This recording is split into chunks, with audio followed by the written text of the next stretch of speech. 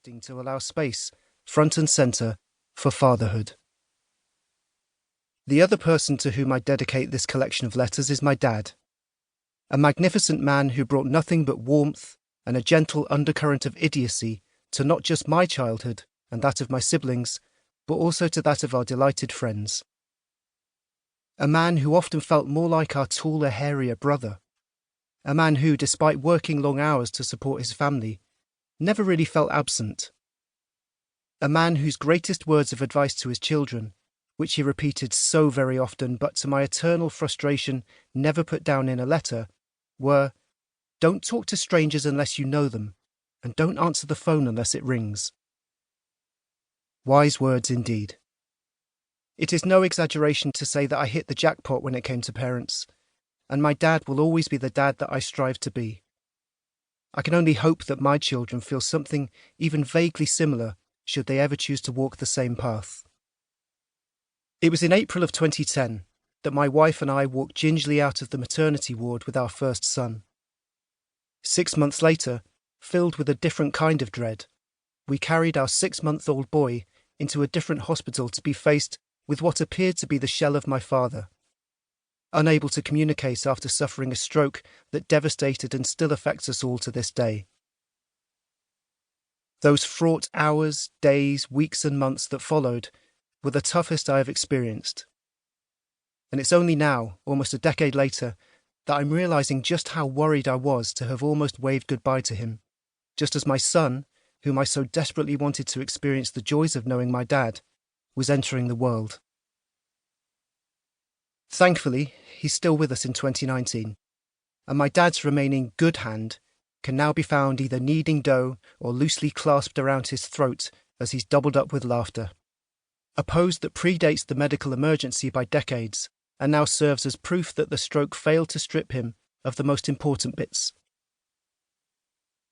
Letters of Note Fathers is a collection of 30 letters that explore the relationship between father and child, as complex and varied as such a bond can be. Letters of invaluable paternal advice from the likes of Ted Hughes and Mahatma Gandhi sit amongst angry letters from child to father, including a centuries-old complaint discovered in Egypt, the mood of which feels amusingly modern. A moving exchange between a gay father and his gay son could only have been published in recent years.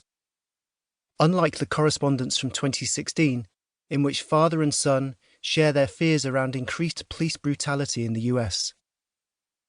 Elsewhere, an ex-slave writes to his former owner and warns her that he is coming, with assistance, to collect his children. Through it all can be found humour and sadness, hope and fear, pride and frustration.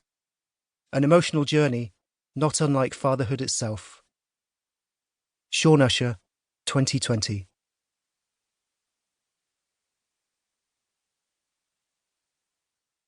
Letter 1. The most grateful of parents. Samuel Bernstein to Serge Koussevitzky. 15th of September, 1941. At New York City's Carnegie Hall on 14th of November 1943, the life of 25-year-old Leonard Bernstein changed in an instant when a last-minute substitution led to him making his conducting debut with the New York Philharmonic Orchestra. By all accounts, it was a huge success.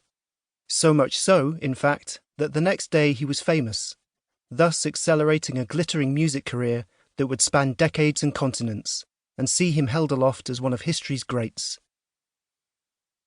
In the summer of 1940, 3 years before he was handed that baton, Bernstein had been chosen by the music director of the Boston Symphony Orchestra, Serge Koussevitzky, to be one of the conducting fellows at the Berkshire Music Center in Tanglewood, an opportunity he grabbed with both hands.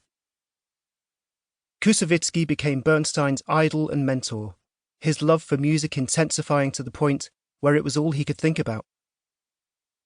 This development was noticed by his father, Samuel, who had initially opposed this obsession of Bernstein's.